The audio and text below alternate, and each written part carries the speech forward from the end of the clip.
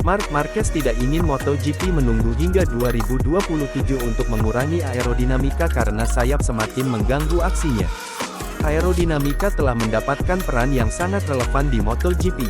Performa sayap yang mengesankan dan meningkatkan cengkeraman motor ke tanah diperlukan agar menonjol dan menang di kejuaraan. Tetapi, beberapa pembalap juga menunjukkan efek negatif, seperti peningkatan suhu ban depan atau reaksi mesin saat berduel. Ketika berada di belakang pesaingnya, perilaku motor bisa menjadi sangat sulit untuk diprediksi sehingga merepotkan dalam manuver menyalip. Secara alami, Honda mencoba mengikuti filosofi ini untuk keluar dari krisis. Beberapa sayap besar muncul di RC213V di MotoGP Inggris, yang mengingatkan pada perangkat milik Ducati dan KTM, tetapi Marc Marquez lebih memilih untuk mundur selangkah. Seringkali bertentangan dengan perkembangan teknologi dalam beberapa tahun terakhir, juara dunia 8 kali ini menunggu reaksi dari para pemimpin MotoGP sebelum regulasi berikutnya, yang dijadwalkan untuk musim 2027, mulai berlaku. Saya sudah mengatakannya 2, 3 atau 4 tahun lalu. Tapi ada orang yang menentang aerodinamika, dan yang lainnya mendukung. Kalau Anda mengatakan sesuatu, mereka memberitahu Anda bahwa Anda tidak dapat beradaptasi dengan aerodinamika ini, keluh Marquez. Pada akhirnya Anda bisa melakukannya, tetapi di kejuaraan dunia saat ini, Anda lebih bergantung pada motor yang Anda miliki. Jika Anda tidak memiliki aerodinamika, kalau Anda tidak memiliki daya cengkeram, ada banyak hal di sisi teknis dan Anda sangat bergantung padanya. Makin sulit untuk menyerang dan menyalip lawan. Ini terlihat seperti Formula 1.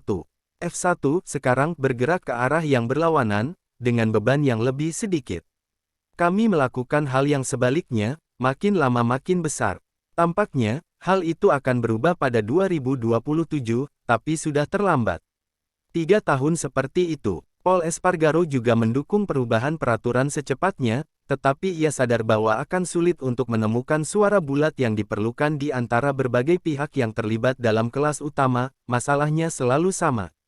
Kami pergi ke MSMA Asosiasi Pabrikan, kami meminta mereka untuk menghapus sayap dan harus ada kesepakatan yang bulat agar bisa dilanjutkan, ucap pembalap Tech 3 itu.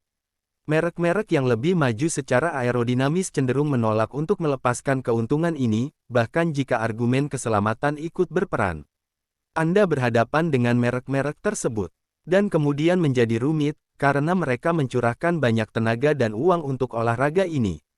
Jadi kami juga menghukum kekuatan teknologi pabrikan lain atau kesuksesan mereka, dan menurut saya itu tidak adil, imbuh Policio. Ya, kami menghadapi masalah yang berbeda saat kami berkendara, tetapi para pembalap juga harus menemukan solusi di motor untuk mengubah lintasan atau memperbaiki situasi. Aerodinamika memaksa para pembalap untuk beradaptasi dalam beberapa tahun terakhir. Semakin banyak pembalap di depannya, makin sulit bagi adik Alex Espargaro untuk mengendalikan motornya karena udara kotor yang dihasilkan oleh motor lain. Itulah salah satu hal yang saya rasakan di Silverstone, katanya. Saya cukup tertinggal di belakang grup dan pada Cicane cepat pertama, di sektor pertama, saya kesulitan membelokkan motor. Ada banyak turbulensi yang disebabkan oleh sayap dan saya harus mengatakan itu cukup berbahaya. Ketika Anda memimpin balapan atau berada di posisi 5 besar atau 6 besar, Anda tidak terlalu merasakannya. Jika Anda berada di belakang, turbulensi yang Anda rasakan tidak bisa dipercaya. Fenomena ini tampaknya menjadi penyebab Marco Bezzecchi mengalami kecelakaan di MotoGP Inggris, setelah terseret oleh Francisco Bagnaia yang berada di depannya. Marc Marquez telah merasakan bagaimana fenomena ini makin parah dalam beberapa tahun terakhir.